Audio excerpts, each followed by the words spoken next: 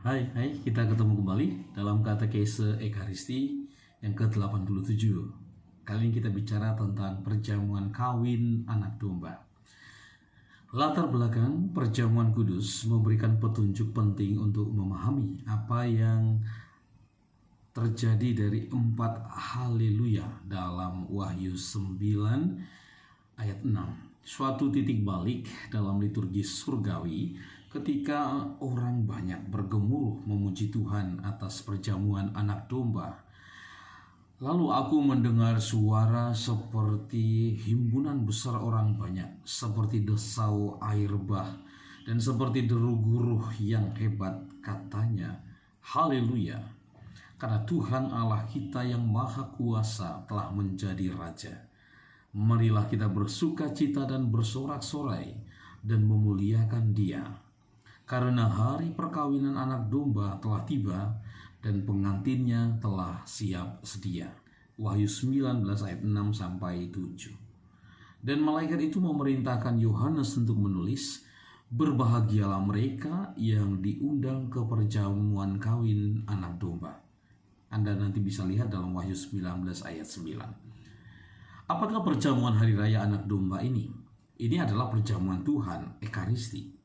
Pertama-tama, perjamuan dan anak domba mengingatkan kita akan perjamuan Paskah Yahudi, di mana orang Yahudi mengorbankan seekor anak domba dan memakannya sebagai hidangan utama. Kemudian, ketika kita membaca tentang perjamuan anak domba dan paduan suara haleluya seperti Mazmur Halel di ayat 1-6, kiasan Paskah menjadi lebih jelas. Jadi, perjamuan klimaks anak domba Paskah ini jelas merupakan suatu perjamuan Paskah, dan dalam kerangka liturgi kitab Wahyu, ini akan dipahami sebagai Paskah baru dari Ekaristi. Tetapi perikop ini memberitahu kita sesuatu yang lebih dramatis. Dalam Wahyu 19 ayat 6-9, anak domba dinyatakan sebagai mempelai pria, dan itu berarti perjamuan Paskah ini adalah pesta pernikahan. Mempelai pria anak domba adalah Yesus, dan mempelai perempuan mewakili kita, gereja, yang akan dinikahi oleh Yesus. Memang ini adalah pesta pernikahan di mana anak domba mempersatukan dirinya dengan mempelai wanitanya, melambangkan penyempurnaan akhir dari persatuan antara Kristus dan gerejanya. Dalam pernikahan surgawi antara Yesus dan gereja inilah kita berpartisipasi melalui liturgi Ekaristi di bumi ini sebagai rasa pendahuluan dari persekutuan yang kita harapkan dengan mempelai ilahi kita untuk selama-lamanya. Oleh karena itu, ketika imam berkata, berbahagialah mereka yang diundang ke perjamuan anak domba, itu menggemakan undangan malaikat ke perjamuan kawin anak domba dalam Wahyu. Ketika Anda mendengar kata-kata ini dalam misa, apakah Anda menyadari bahwa Anda menerima undangan pernikahan? Anda dipanggil untuk berpartisipasi dalam pesta pernikahan Yesus dan gerejanya.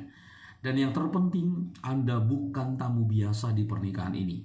Anda adalah pengantin wanita. Ketika Anda berjalan menyusuri lorong untuk menerima komuni suci sebagai anggota gereja, Anda datang untuk dipersatukan dengan mempelai laki-laki Anda, Yesus. Memang perjamuan kudus memiliki dimensi perkawinan. Suami dan istri memberikan diri mereka satu sama lain dalam tindakan perkawinan, menyatukan tubuh mereka dengan cara yang paling intim. Demikian pula mempelai pria ilahi datang untuk mempersatukan dirinya dengan kita dengan cara yang paling intim di dunia ini, memberikan tubuh dan darahnya kepada kita dalam Ekaristi. Inilah sebabnya mengapa tradisi ucapan syukur setelah komuni itu begitu penting.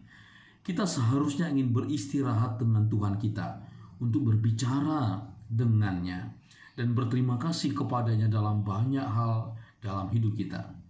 Tetapi terutama karena Dia telah berdiam di dalam jiwa kita pada saat-saat setelah menerima komuni kudus. Pasti tidak ada suami yang baik akan berlari untuk memeriksa handphone atau memotong rumput segera setelah relasi suami istri. Dan kita pun begitu, tidak boleh begitu selesai komuni langsung keluar dari tempat parkir, berbicara dengan teman, atau minum kopi dan gorengan. Mengapa? Karena mempelai pria kita bersemayam di dalam diri kita. Inilah saatnya bagi kita untuk mengambil saat untuk beristirahat bersama kekasih kita, untuk memberi perhatian dan ucapan syukur kita, dan untuk mengungkapkan cinta kita kepadanya. Nah, dalam hal ini, misa benar-benar merupakan pesta pernikahan.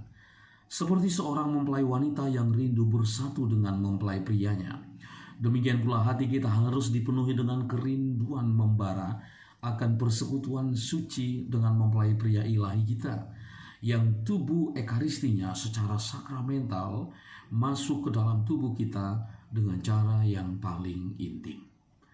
Demikianlah katekese singkat.